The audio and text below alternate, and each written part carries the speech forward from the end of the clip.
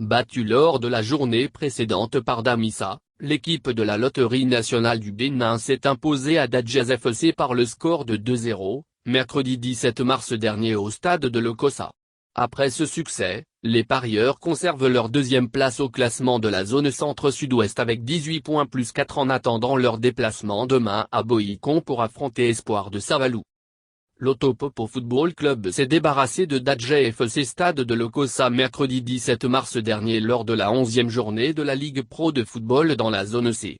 Soif d'une victoire après leur défaite 3-2 face à Damissa, les Verts de l'Otopopo ont sorti le grand jeu pour atteindre leur objectif.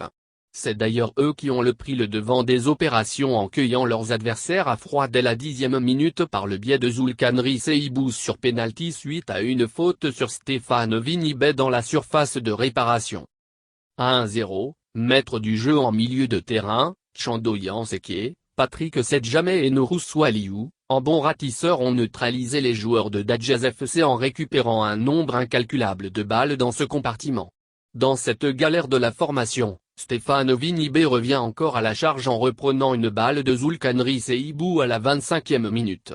Avec cette avance, les hommes de la Maison de la Chance vont conserver le score jusqu'à la mi-temps. De retour des vestiaires, les joueurs de la Loterie nationale du Bénin vont faire courir l'adversaire dans tous les sens en alignant des séries de passes. Les quelques rares occasions de Dadjez FC vont échouer contre le rideau défensif de l'Otopopo réuni autour de Rodrigue Fassinou, Imourane Ibrahim, Kadé Touré, arrière gauche, et Raouf Abalonorou, arrière droit.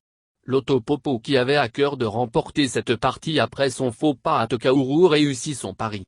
Le club de la Maison de la Chance qui fait chaque jour des heureux gagnants totalise désormais 18 points plus 4 et consolide sa deuxième place avant d'aller à la conquête d'Espoir FC, demain, samedi 20 mars à Boïcon.